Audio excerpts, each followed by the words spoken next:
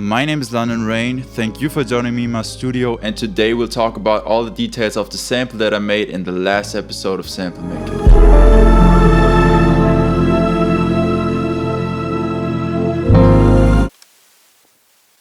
When I first started making this, I felt pretty uninspired, but I found a cool way to change that could also help you if you ever feel the same. I started watching videos by Charles Cornell about the music theory behind Kendrick's new album, Star Wars, and more. Every time he played a chord that I liked, I went into Logic and recorded that in myself. So after watching 2 to 3 videos, I had a collection of about 6 chords, which I could then use to start experimenting and work on my own ideas. After some time, I came up with this.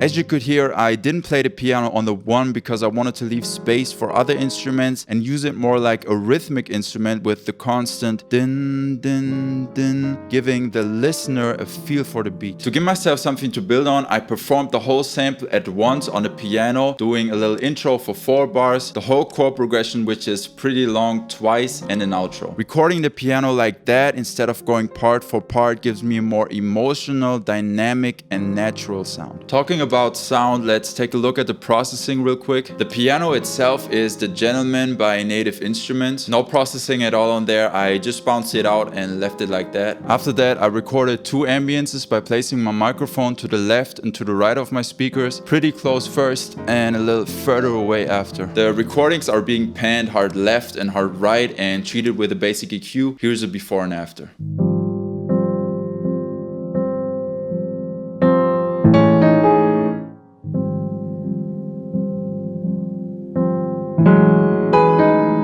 As you could hear, it really adds some natural room reverb and some mic hiss, which I really like.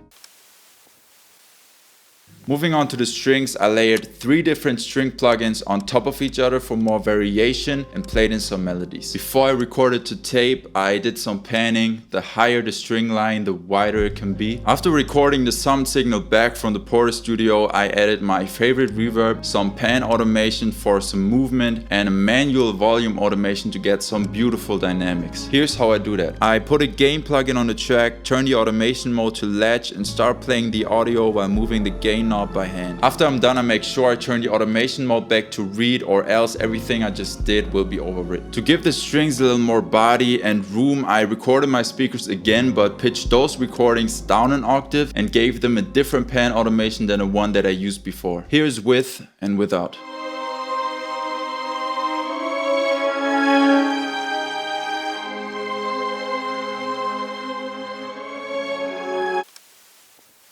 The choir on this one started out as the usual type of choir that I always do. Take the melody and the chord tones, sing them in while changing positions relative to the mic, add panning and reverb, and get something like this.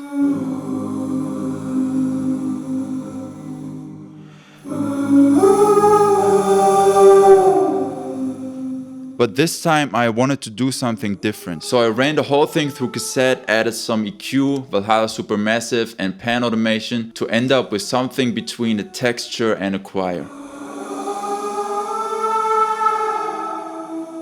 Now in context.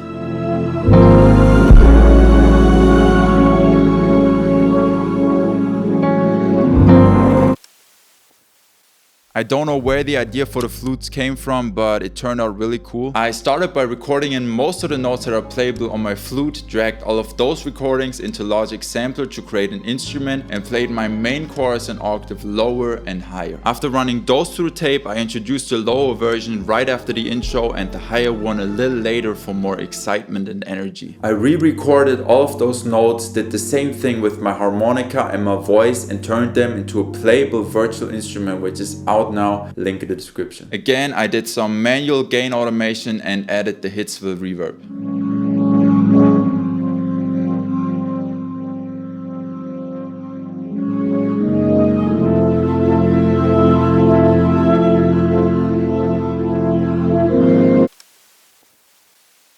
Another thing that I like to do when I feel stuck with my music is just opening up a random VST and going through presets. So I grabbed the Heimbach and the Alex Epton plugins by Spitfire and found a lot of stuff to fill space, give texture and accentuate.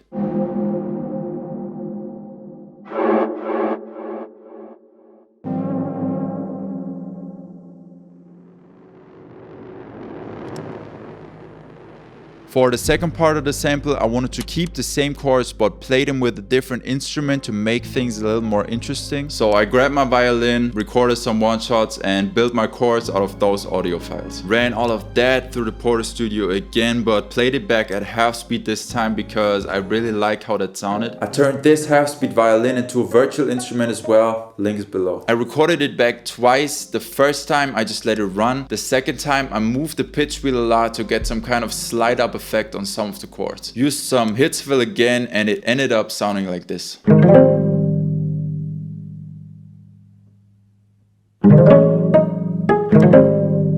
The bass in the first half is a half-speed version of the half-sped bass notes of the violin chords. I also added 2 808 hits to emphasize some chords, which together sounds like this. For the second part is just the root notes played in with my electric bass. I treated it the same way that I always do by splitting up the signal into 2. The first one gets a low cut and some high mid-range excitement to make the bass audible. The second one gets a high cut, hard compression and low frequency boost for a consistent low end, which sounds like this.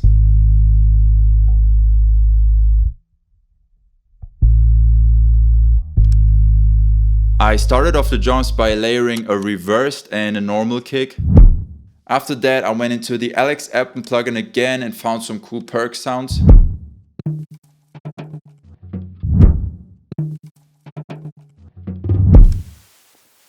First up on the master is the ARTG mastering chain by Waves. I use this on all of my samples and developed my own preset over time, which really gives me a nice round low end and smooth highs. You can copy those settings if you like. After that I have Logic's compressor adding some excitement and basically limiting it. That's all I have for the day. I really hope that this was helpful. The stems for this one are on my Patreon already. I also just uploaded an unreleased sample plus stems. You can support what I do over there or right here by liking or subscribing. As always, I really appreciate you taking your time watching this and I'll see you in 2 weeks. Love.